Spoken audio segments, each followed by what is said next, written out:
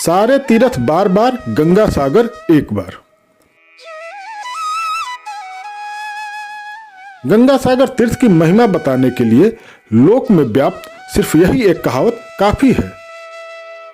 लेकिन क्या आपने कभी सोचा है कि गंगा सागर का इतना ऊंचा स्थान क्यों है? दरअसल इसके पीछे एक पौराणिक कहानी है। यह कहानी है राजा भगीरथ के भगीरथ प्रयास की, गंगा के अवतरण की और गंगा सागर के सबसे बड़े तीर्थ के रूप में स्थापित हो जाने की। तो आइए जानते हैं कहानी गंगा सागर की।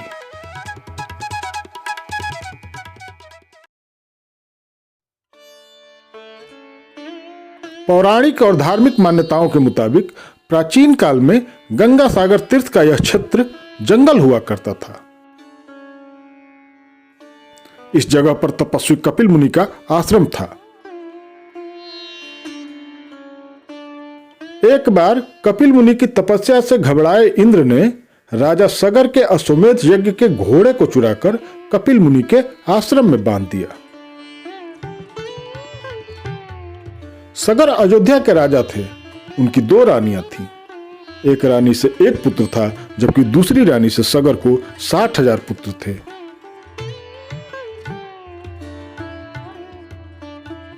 राजा सगर ने गायब हुए घोड़े का पता लगाने और उसे वापस लाने का जिम्मा अपने 60,000 पुत्रों को सौंप दिया। घोड़े की खोज में सगर पुत्र जब कपिल मुनि के आश्रम तक पहुंचे तो उन्हें वहां घोड़ा बंधा हुआ मिला। उन्हें लगा कि कपिल मुनि ने ही घोड़े का अपहरण किया है। गुस्से में सगर पुत्रों ने आश्रम को तहस नहस कर दिया और कपिल मुनि को भला बुरा बकने लगे। उस समय कपिल मुनि अपनी तपस्या में लीन थे। उनकी तपस्या सगर पुत्रों के उत्पात से भंग हो गई। वे क्रोधित हो उठे और अपनी क्रोधाग्नि से सगर के 60,000 पुत्रों को एक झटके में ही भस्म कर दिया।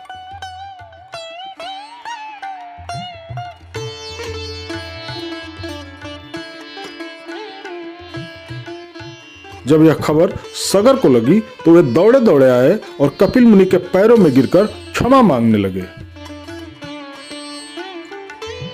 सगर का दुख और पश्चाताप देखकर आखिरकार कपिल मुनि का क्रोध शांत हो गया।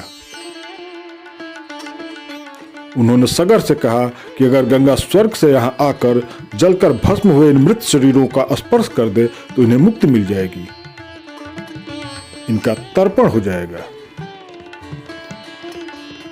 कपिल मुनि के बताए इस उपाय को सुनकर सगर के पौत्र अंशुमान ने गंगा को प्रसन्न करने और उन्हें धरती पर लाने की पुरजोर कोशिश की। खूब तपस्या की, लेकिन वे कामयाब नहीं हुए। अंशुमान के बाद उनके पुत्र दिलीप ने भी गंगा को प्रसन्न करने के लिए घोर साधना की, लेकिन उन्हें भी सफलता नहीं मिली।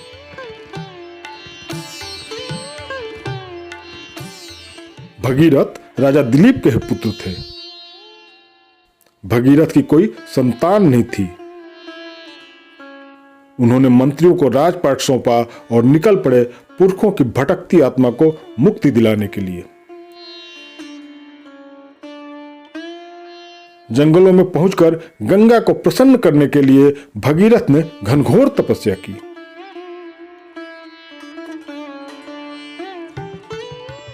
कभी बिना अन्न जल ग्रहण किए साधना की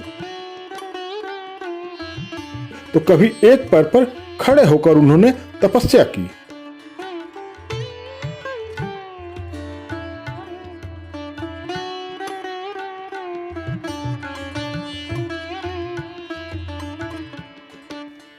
आखिरकार भगीरथ की बेहद कठिन और निर्बाध तपस्या से प्रसन्न होकर गंगा धरती पर आने के लिए राजी हो गई।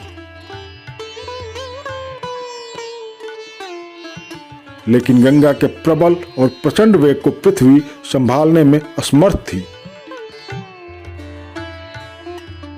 तब भगीरथ ने शिव की घनघोर तपस्या कर गंगा को अपनी जटाओं में आश्रय देने के लिए मनाया।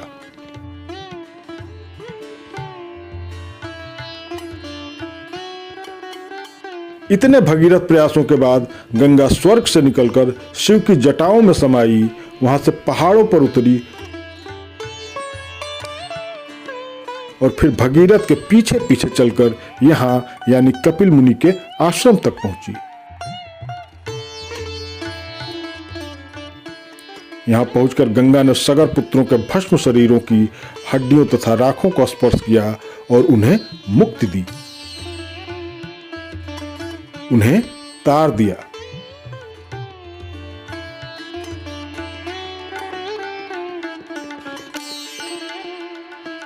तभी से यह क्षेत्र गंगा सागर तीर्थ के रूप में विख्यात हो गया और गंगा पापनाशिनी मुक्तिदायिनी नदी के तौर पर धरती पर स्थापित हो गई। गंगा को धरती पर भगीरथ ने लाया था, इसीलिए गंगा के कई नामों में एक और नाम भागीरथी भी जुड़ गया। मान्यता है कि गंगा माघ महीने में मकर संक्रांति के दिन ही गंगा सागर पहुंची थी।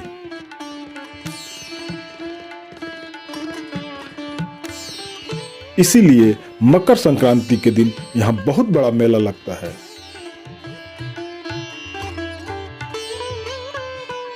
और मान्यता यह भी कि गंगा सागर में लगाई एक डुबकी सारे पापों का नाश कर भवसागर पार करा देती है।